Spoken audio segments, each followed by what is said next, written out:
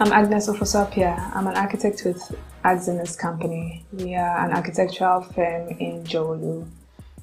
I'm projects coordinator here, and so that means I have my hand in every single project here. I try to make sure that all projects have the resources they require and ensure that they meet a certain quality before they go out. An architect is someone with the requisite training in the building environment to design, review, and plan buildings and other related spaces. Well, to be an architect, you don't necessarily have to have some special skills. Most people think you need to know how to draw. I can't draw to save my life. However, we have tools that aid you. You need to be creative. You need to want to find out a lot more about things. Be curious. I think those are the main things, and you need to have good grades to enter into architecture school and to have the endurance to run the race for 6 years.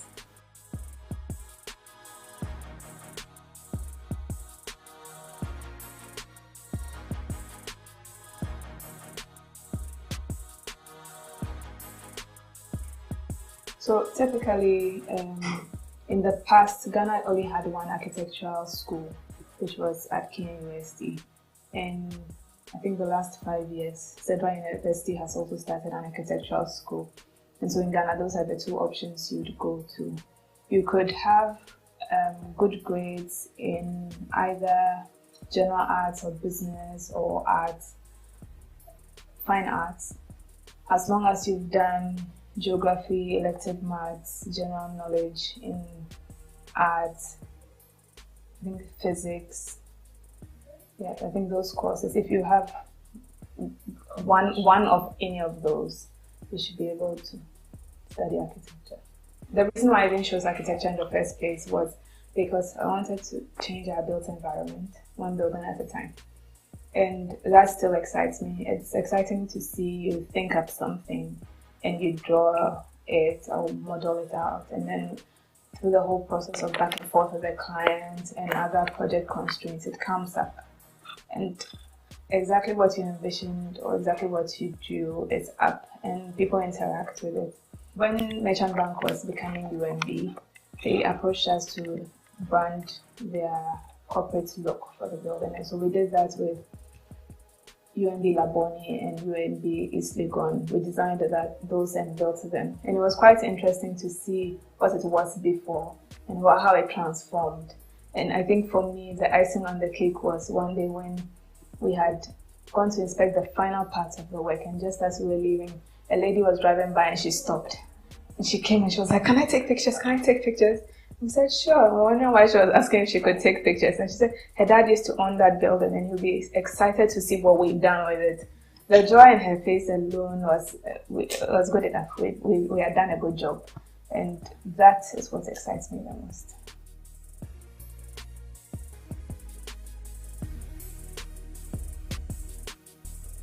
Depending on which school you go to, the duration is either 6 years or 5 years. And in that time, you learn architectural science. You learn things like how a building heats up and how a building cools. You learn construction technology, how you should construct things, the different mixes of concrete and plastering and stuff like that, how woodwork is done, joints of wood. You also learn surveying, you learn principles of design, you learn psychology, you learn project management, and a whole host of courses to make sure that irrespective of what kind of building comes your way, you have the knowledge and the skill to handle it. Now, if you went to Kenya University, you would go through a period of 6 years, 4 years undergraduate and 2 years postgraduate. And then if you went to Central University, you do 5 years. Once you finish your 5 years, you are either required to continue extra 2 years at Kenya University or work for a duration of 3 years before writing your professional exam. If you went to Kenya University, you would, after the 6 years, work for 2 years and then write your professional exam. During those 2 years, you fill in a logbook of your daily activities and submit it to the GIA to write your professional exam. And usually the professional exam is in 2 parts, pre-contract and post-contract, to ensure that you understand the whole process of a building would go through. and then you get certified and registered by the Institute of Architects and the ARC, which is the Architects Registration Council. But prior to all of that, your SSE grades have to be top-notch. We are usually the same level as medical students, and you should have studied either geography, elective arts, general knowledge in arts, and business accounting, I think, and or art. So either of these would make up for you to go through that. So when I went to first year, there were a number of people with different backgrounds, and sometimes you ace. When it came to fine arts, drawing, I used to flop because I did geography, and yet the people who did visual arts would ace, and you'd feel so bad. But then when we study surveying, I'm acing and then they are not doing so well. So it kind of balances out in the first year, and then eventually we're all on the same level. There are a host of softwares that we use. There are those for drafting purely, and so with that, typically I think the most common is AutoCAD. In present tense now there's Revit, which is quite a smart tool, and so we'd use that for drafting and physical modeling. We use Google SketchUp for modeling. It's quick, but it's not a technical tool, and so once you model and you have something nice to show to the client, you still have to take it to AutoCAD and draft it for it to be technical drawings. There are other smart tools like Revit. They fall under the BIM group. There's ArchiCAD. We don't use that often here. And then there's Bentley and Rhino and Grasshopper, and those are pretty advanced. We don't use that here currently, but hopefully we'll do soon. Then there are the photo editing tools which you use. So I use Photoshop. Some people use CorelDRAW, InDesign for photo editing and illustrating. There's Illustrator that some people use as well. So basically you should know at least one of each of these groups. Draftsmen typically in this country would work under an architect to learn the skill. Or Kenya University has a 2-year course for draftsmen, and I think at this stage that's the highest level draftsman would go. In their 2-year course, they learn how to draft. They may learn some basic things about block thickness and what blocks consist of, but they're not trained as thoroughly, or for lack of a better word, for such a long duration as an architect would. And so the things that you consider when designing, they don't have that knowledge. And they learn basically how to implement what the architect has designed.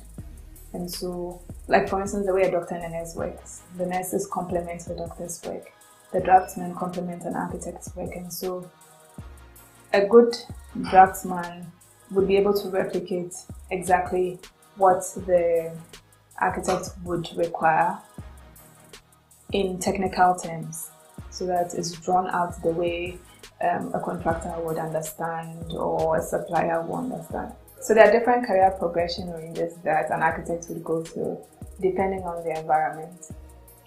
In a typical architectural firm in Ghana, you may have a senior architect and a junior architect, and you have a team of technicians. In our firm, we have different levels, and so you'd enter as a junior architect. That's when you come out of school. Prior to that, we have interns, and then you become a junior architect, and after some years of training, you get to the senior architect level. Now at senior architect level here, we believe in you doing what you like, and so there are some people whose strengths are design focused, and so they become purely design architects, and they are only encouraged to do design, and they'll be assessed on design. Whilst there are some whose talents run into project management, and so they do that, but you get to choose at senior level. And as we progress, we have a different department here, business development, which is run by an architect. They ensure that we get in touch with competitions, we are able to implement them. We go for conferences to help us build up our knowledge base, that our web page and our communication to the outside world is done according to our standards and our values. I'm project coordinator, and I do a lot of coordination. I'm an architect. And then my principal, who you earlier met, she's an architect as well. But everyone has different strengths. There are other firms that we've come across where there are people who design facades only. There are people who design just taps. There are people who focus on sustainability. There are architects who may focus on wood technology. So depending on what your interests are, you can specialize and then you rise up through the ranks.